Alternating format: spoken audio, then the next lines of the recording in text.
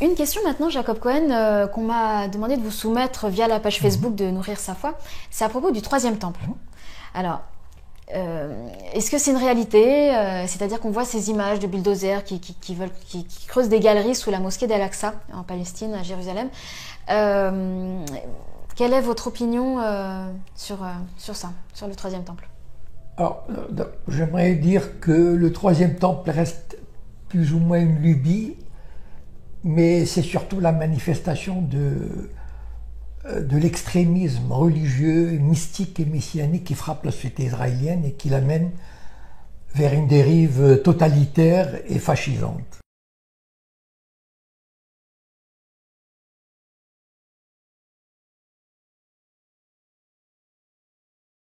Alors, je partirai d'abord d'un constat. Et contrairement aux idées reçues, pour moi, le sionisme, disons jusqu'à la création d'Israël et jusqu'en 1967, a été une idéologie totalement athée et même anticléricale. Pourtant, on appelle l'État juif. Oui, Donc. oui, bien sûr, parce qu'il fallait donner, comment dire, une justification. Mais il ne faut pas oublier une chose, que pendant quelques années, on se demandait si on ne pouvait pas installer cet État juif en Ouganda ou au Birobidjan. Donc en fait, ce n'est qu'en 1894 ou 96, je crois, qu'ils se sont dit non, ça sera en Palestine. Donc en fait, je veux dire, c'est pas, ça aurait pu être ailleurs, voilà. Mais il est évident que c'était c'était plus commode de le faire là-bas. Bon. Et le lien qu'on a établi, c'était un lien tout à fait artificiel. C'est-à-dire, c'était pas du tout des gens, enfin les pionniers, ceux qui ont construit l'État, qu'on appelle les pionniers. Bon, donc je reprends ce terme, indépendamment d'une valeur qu'il pourrait avoir. Herzl et compagnie.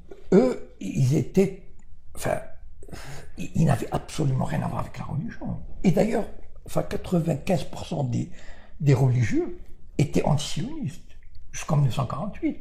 Moi, je me souviens à Meknès, les sionistes avaient ouvert un local au Mella, mais c'était l'horreur parmi les juifs. Parmi les juifs, c'était des renégats. C'est seulement après, à partir de la guerre de 67, les religieux étaient en nombre, étaient très très faibles en Israël. Et c'est à partir de 1967 et la conquête de la Cisjordanie qui correspond au vrai Israël, c'est-à-dire enfin à la terre promise par Dieu, bon, entre guillemets évidemment. C'est là où il y a Hébron, Bethléem, Shrem, etc., Naplouse. Et là, il y a eu un développement du sentiment messianique en Israël, qui a commencé à poindre, c'est-à-dire Dieu nous a rendu la terre.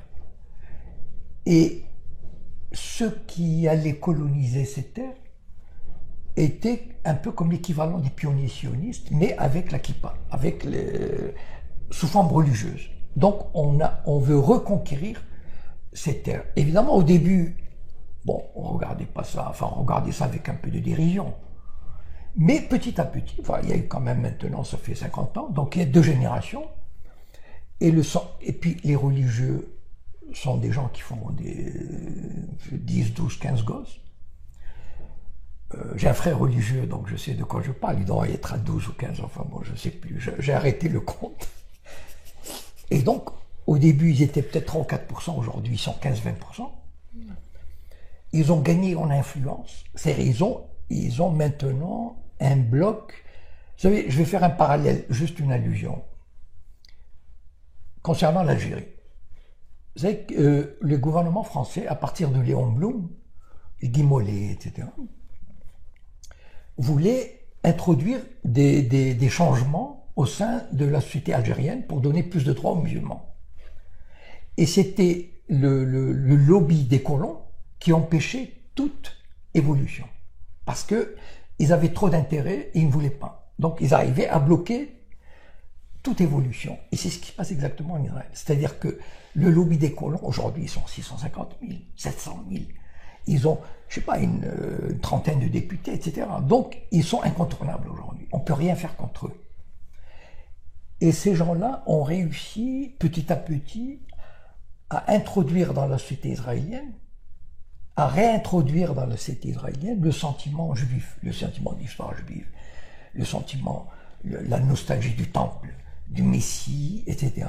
Et effectivement, peu à peu, enfin aujourd'hui, c'est bon, je dirais pas que 80% des Israéliens y croient, mais enfin, je pense que la moitié des Israéliens ne diraient pas non à la construction d'un troisième temple. Mais il faut le construire là où il y a la mosquée.